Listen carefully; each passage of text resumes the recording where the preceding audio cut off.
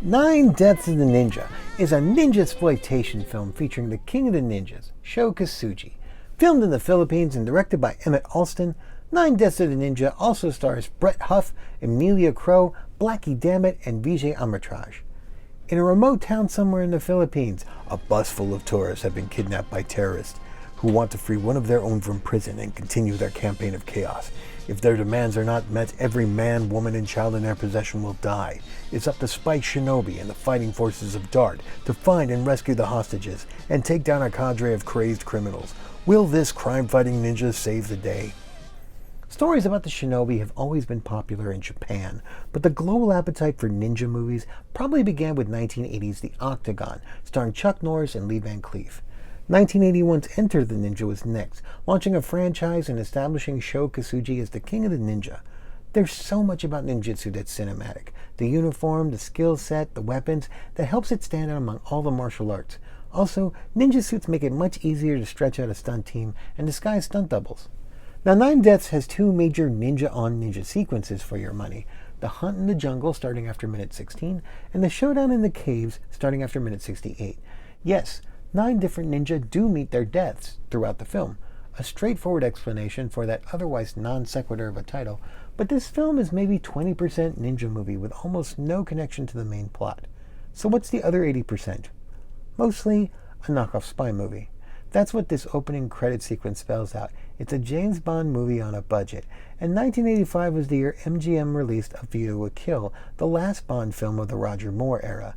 So it's a knockoff of that kind of Bond movie. And that's probably the best and worst thing about this movie. They get all the spy film ingredients they can afford. Exotic locales, colorful villains, disguises, gadgets, explosions, with all the energy and delight that a high-caliber 80s action film should have.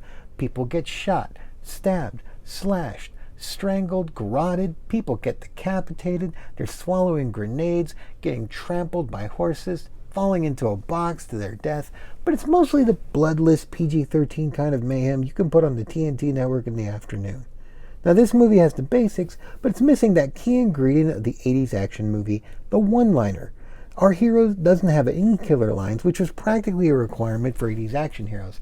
In fact, all the heroes are on the bland side, but the bad guys more than make up the difference. Nine Deaths isn't a true Bond parody, but it does mimic the sillier aspects of the series. The opening credits is the most obvious homage. There's not a lot of specific riffs otherwise. Okay, Raji might be a riff on Jaws. And there's enough of the basic tropes in the character of Spike Shinobi, a sharp-dressed man kicking butt with gadgets or his bare hands.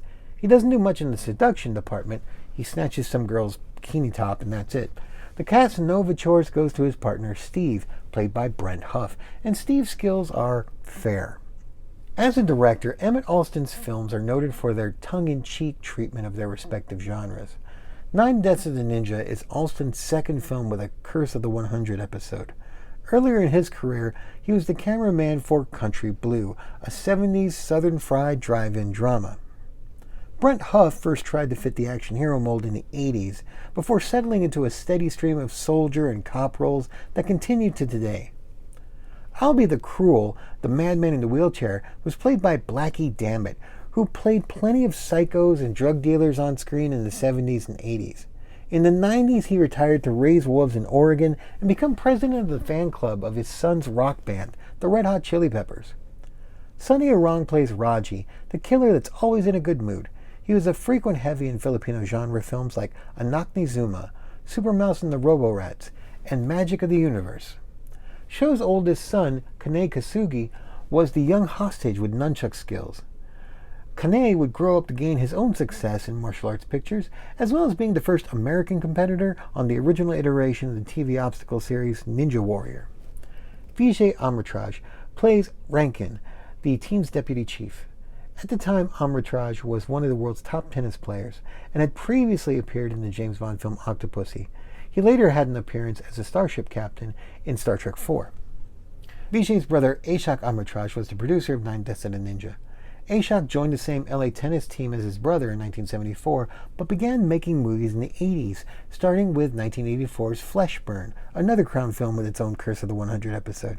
He worked with direct-to-video companies through the 80s and 90s, and credits the Jean-Claude Van Damme film Double Impact with being his breakthrough, allowing him to make more big-screen films. By 2019, his productions had grossed over $2 billion worldwide. So, what happened to ninja movies? By 1985, the low-budget, no-budget ninja films were bringing swords to a box office gunfight. And as the later ninja films emphasized the more fantastical elements, audiences would associate the ninja with more cartoony action, which is where the most recognized ninja today come from. But even today, there are films that remind us that those who underestimate the ninja do so at their peril. So Nine Deaths of the Ninja is a platypus of a movie, not one kind of beast or another, and not everybody will think the pieces work together, but some people will. Some people will think it's hilarious. That's what a good bad movie looks like. It's not too serious, it's not boring, and there's enough fun bits to excuse the flaws. It's something to share with buds and suds.